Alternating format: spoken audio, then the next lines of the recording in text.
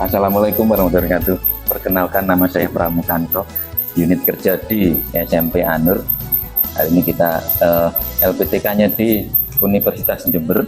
Hari ini saya mau mempraktekkan mengajar dengan menggunakan metode PDL atau Problem Based Learning. Yuk ikuti saya.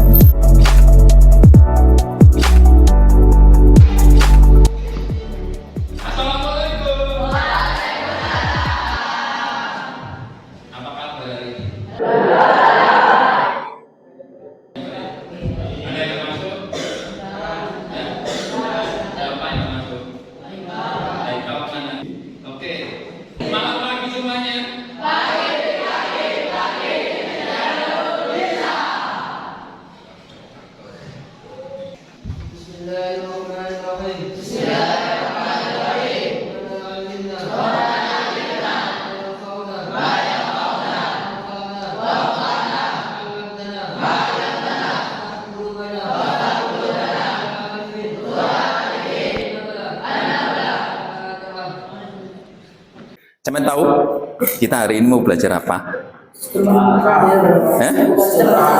Sudah. Sebelum kita belajar tentang sistem pernapasan, ada baiknya tentang sel, organ, dan sistem Sekarang saya tanya tangan, sebut kami ya. Apa bedanya antara organ dengan sistem organ? Ya, Mas. Organ adalah kumpulan sel. Ya, terus? Sistem organ adalah kumpulan organ. Ada lagi yang punya jawaban lain? Ini apa? Kalau ini? Jantung apa paru-paru? Paru-paru. Kalau ini? Jantung. Yang ini? Sistem apa organ?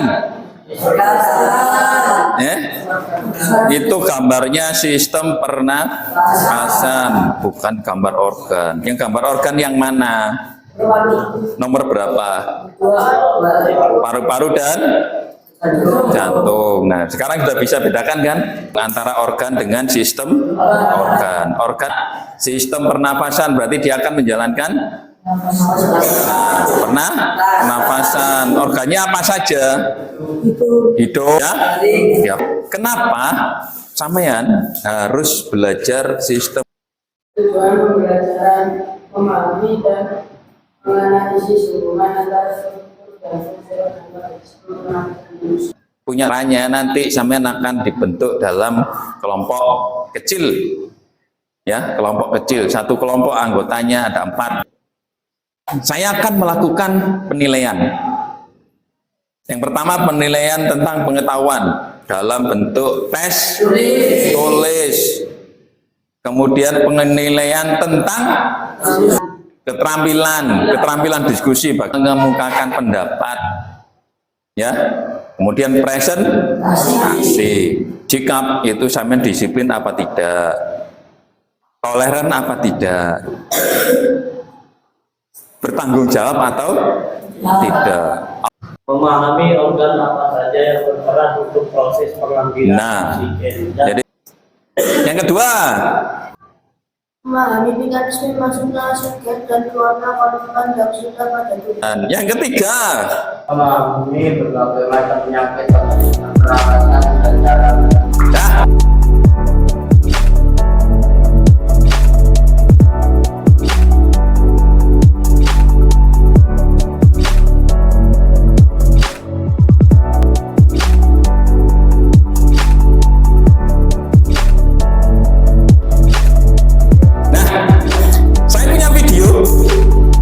video tentang seorang kori. Sampean perhatikan, pelajari dengan baik. Nanti banyak pertanyaan untuk sampean.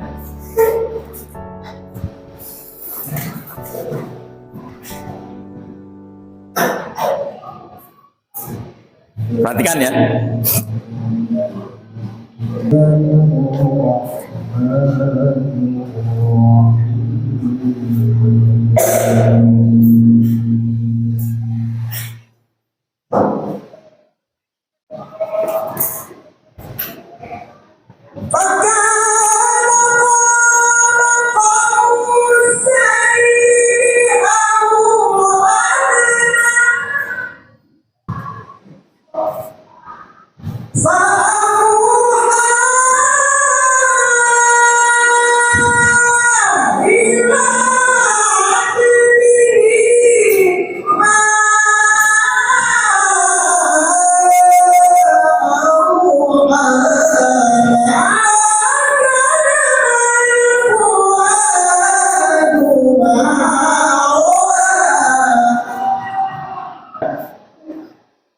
pernapasannya sampean?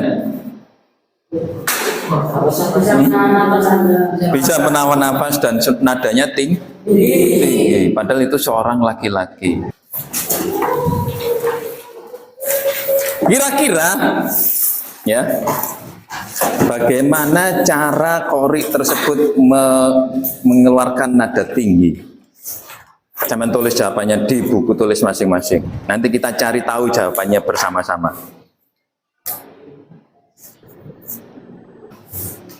Sudah semua?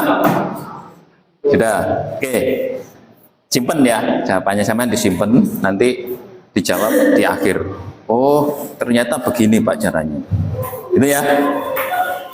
Nah, sekarang supaya sampean tahu jawabannya, bagaimana qori tersebut bisa melatih dirinya sampai mendapatkan suara dengan nada tinggi. Kira-kira sampean mampu enggak? Hah? Kenapa enggak mampu? Belum belajar. Kalau misalnya sama diajari, kira-kira mampu enggak? Insya Allah mampu. Semua orang pasti mampu. Asal ada syaratnya. Nah, sekarang kita coba cari jawabannya. Dengan membentuk kelompok. Nah, itu daftar kelompoknya. Mulai dari kelompok 1 sampai kelompok 7. Sekarang silakan duduknya dioper sesuai dengan kelompok. Sebelah kanan saya itu kelompok ganjil, sebelah kiri saya kelompok genap. Ya. Pegangin satu meja. Kelompok 1, kelompok 2. Belakangnya satu meja, kelompok 3. Paling belakang kelompok 5. Kelompok 7 di belakangnya kelompok 6.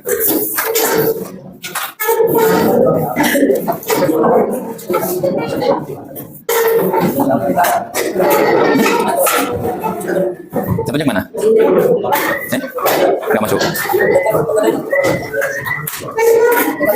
Ya, apa-apa. Nah, sekarang tentukan, pilih di antara anggota kelompok sampean itu yang dijadikan ketua kelompok.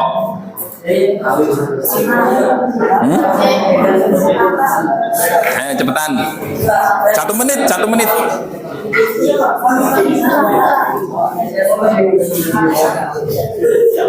Sudah? Nah, kalau sudah, ketua kelompoknya maju ke depan.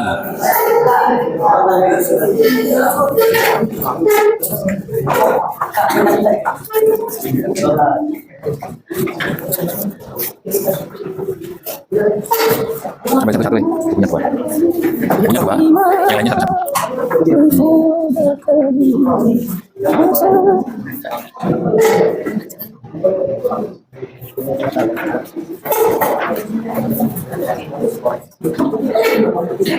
Sudah dapat semua? LKPD? Tahu LKPD itu apa? Lembar kerja peserta didik. Ada yang belum dapat LKPD?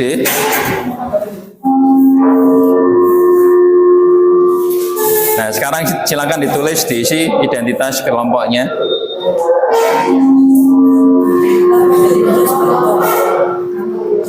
Ketua kelompoknya. Kelompok berapa? Ya, kelompok berapa? Kelompok.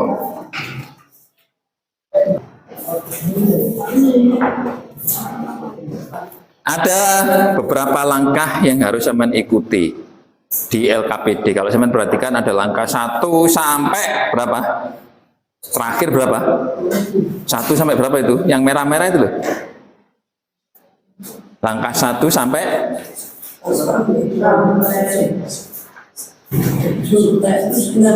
sampai 6 ya. Itu harus sampean ikuti urut mulai dari langkah pertama sampai langkah ke-6. Di langkah ke-5, kalau tidak salah di 5,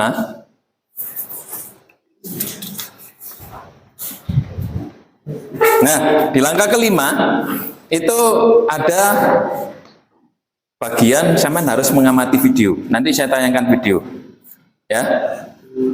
Nah, sekarang bisa dimulai dari langkah pertama. Langkah pertama lapo? Diskusikan dengan kelompoknya sampean. Ngapain?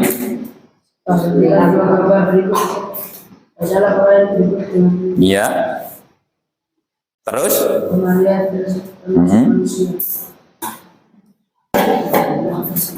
Bisa? Apa rumusan masalah? Membuat pertanyaan. Misalnya gini, mengapa Qorik tadi bisa bernada suara tinggi gitu?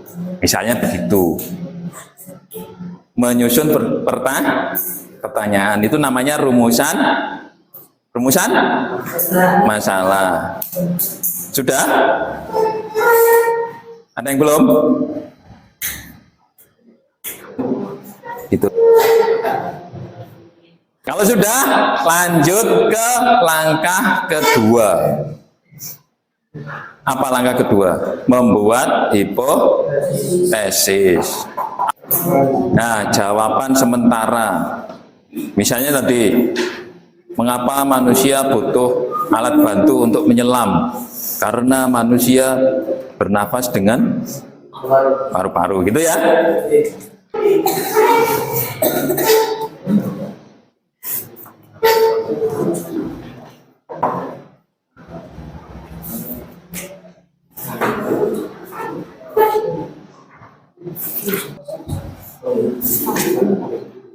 Gunakan bukunya.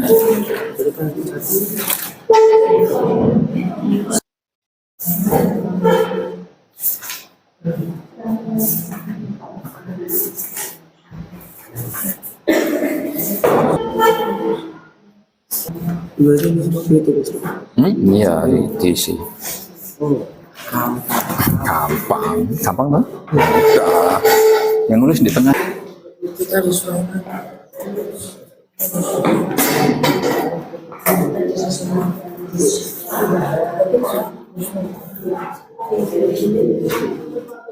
Sambil diisi, langkah ketiga itu diisi organnya apa saja, kemudian ditarik garis ya, yang sebelah kiri dengan yang sebelah kanan.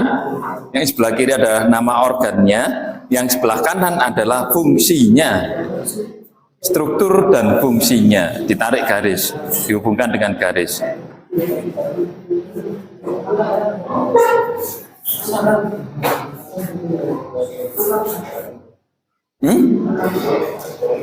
Apa? Itu titik-titiknya diisi. Isi. Ini A ini apa? B apa? Yo, pakai buku itu loh, di buku pakai kan?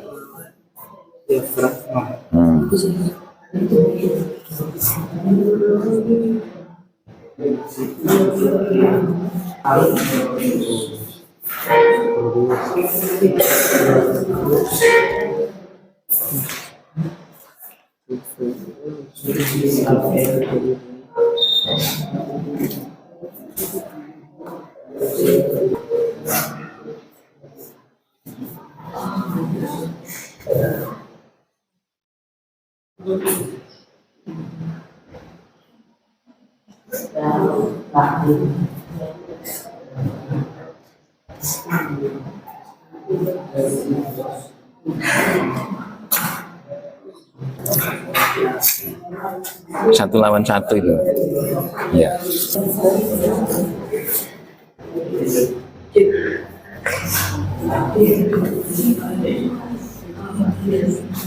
Susah. Boten.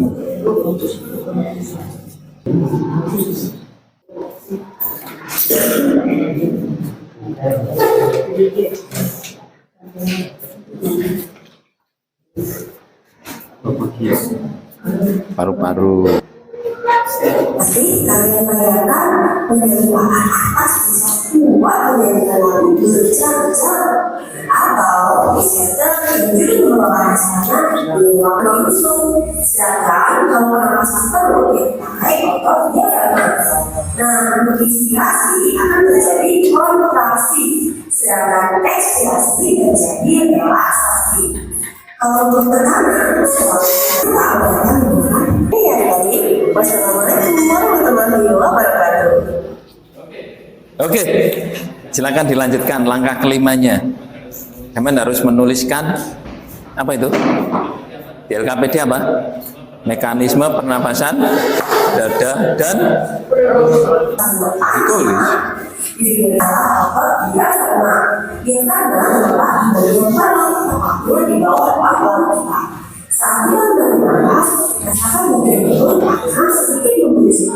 Sebaliknya, saat kita belum melakukan pernapasan perut, terkait otot dan selupa.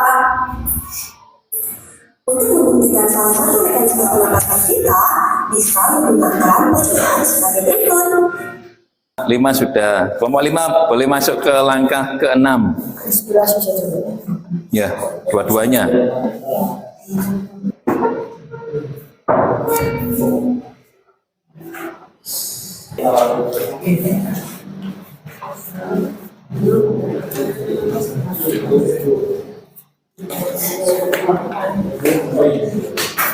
Pas dengan hidung itu lebih baik dibanding bernapas menggunakan mulut.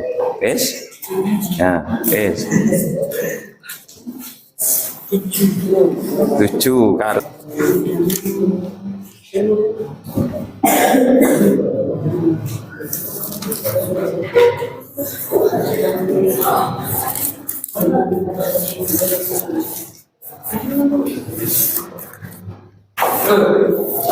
Sambil makan sambil bicara, makanannya masuk ke saluran nafas. Itu yang mana tersedak itu yaitu. Kenapa kok begitu? Kenapa kok bisa nyasar? Karena trakeanya tidak tertutup. Hidung 1B, paru-paru 2D,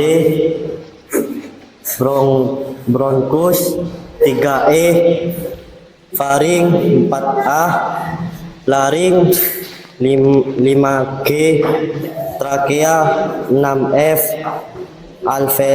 alveolus, pernapasan dada.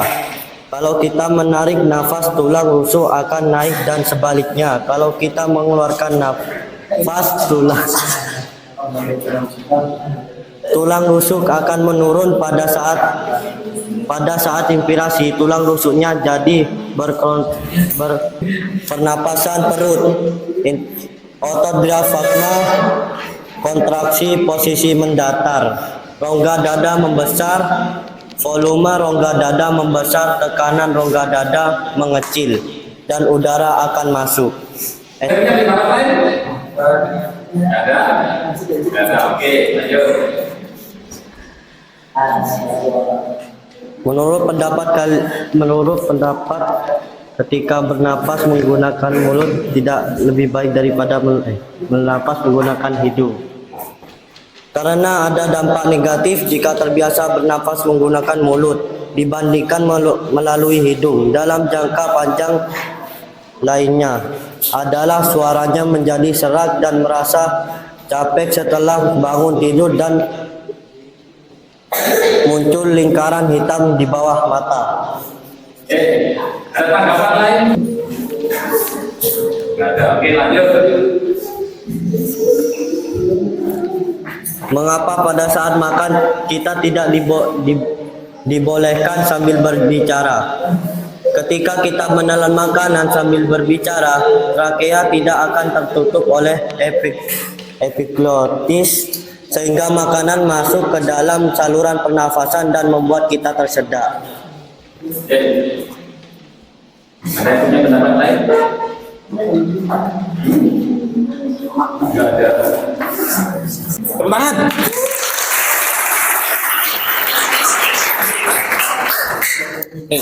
Jadi sudah diwakili oleh kelompok 2. Mekanisme pernapasan dada. Apa? Urutannya bagaimana? Kalau inspirasi urutannya? Atau tulang rusuk, Mbak? Inspirasi. Mengembang apa mengecil? Kontraksi apa relaksasi? Kontraksi. Sehingga rongga dada menjadi besar. Kalau rongga dadanya besar, tekanan udaranya jadi mengecil. Karena tekanan udaranya mengecil, maka udara masuk ke dalam paru-paru. Nah, kalau ekspirasi dimulai dari tulang rusuknya mengecil, sehingga apa? Rongga dada menjadi kecil. Tekanan udara jadi membesar, maka udara akan terdorong keluar. Kalau pernapasan perut, apa yang dilibatkan? Otot diafragma. Pada saat otot diafragma melengkung, lebih baik Pak, setuju, tidak lebih baik bernafas dengan rongga mulut itu tidak lebih baik dibanding bernafas dengan hidung. Jawabannya karena ketika bernafas dengan mulut maka apa tadi Le? Nah, banyak dampak negatifnya. Kenapa kok terjadi dampak negatif? Ada yang bisa menjawab? Mulut fungsinya untuk makan, artinya di dalam mulut tidak disiapkan beberapa jaringan yang berfungsi untuk menyaring kotoran. Kotoran dari mana? Itu hidung tersumbat. Yang kedua, ya, saat kita butuh bernafas dengan cepat, misalnya bernafas dengan normal, yang lebih baik adalah bernafas dengan hidung. Pertanyaan yang kedua, apa? Mengapa tidak boleh bicara sambil makan? Kenapa? Supaya makanannya tidak nyasar. Intinya begini, kalau kita bernafas itu trakeanya akan bernafas terbuka, tidak ditutup oleh epiglotis. Tapi kalau kita makan, trakeanya tertutup. Yang menutup siapa? Epiglotis. Nah, kalau kita makan sambil bicara, artinya kalau kita bicara itu butuh nafas. Karena kita butuh nafas, maka trakeanya akan terbuka sambil menelan makanan. Akhirnya makanannya nyasar. Dan perut berarti melibatkan otot diafragma. Jadi gini, bedanya tahu kan? Ya, pernafasan dada, otot tulang rusuk. Pernafasan perut, otot diafragma. Nah, sekarang gunakan pengetahuan yang cemen peroleh tadi untuk menjawab pertanyaanmu tadi tentang korik tadi. Apa ya? Nah, artinya sang korik tadi, beliau berlatih selalu ketika bernada tinggi selalu menggunakan pernapasan perut, dan itu lama, butuh waktu yang lama, makanya nafas. Ya, sampai sini ada yang tanyakan? Nggak ada. Nah, kalau nggak ada,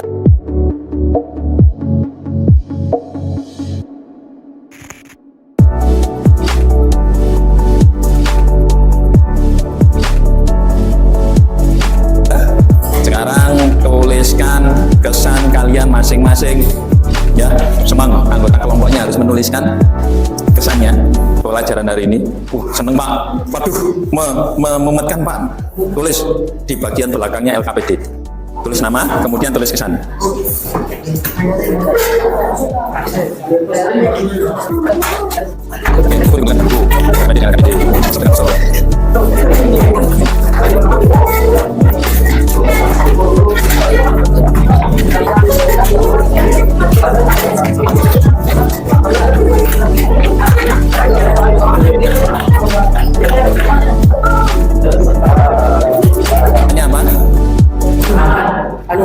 Satu, pernapasan dada itu menggunakan pernapasan dada menggunakan otot tulang rusuk.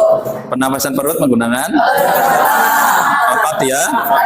Nah, bernapas lebih baik menggunakan apa di hidung? Nah, kalau makan tidak boleh. Kenapa? Karena nanti bisa tersedak, makanannya nyasar ke saluran. Yang keempatnya, nanti kita akan belajar mengenai frekuensi pernapasan. Tahu frekuensi? Tahu apa? Kecepatan bernafas dan kapasitas paru-paru. Jadi paru-paru kita itu kapasitasnya. Silakan dipimpin berdoa untuk mengakhiri pelajaran. Bismillahirrahmanirrahim.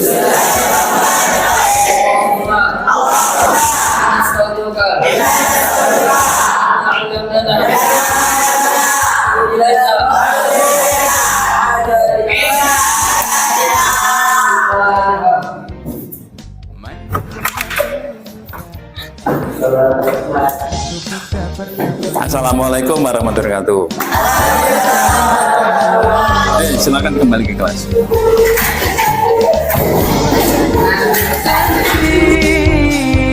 Uang gak bisa gaji, dapat ridho kiai, doa restu bunyai. Uang gak jadi santri, uang gak bisa gaji, semoga ilmu manfaat, selamat dunia akhirat. Mau makan ku harus ngantri, mandi pun aku juga ngantri. Aku pun tak pernah peduli, yang ku cari berkah ilahi.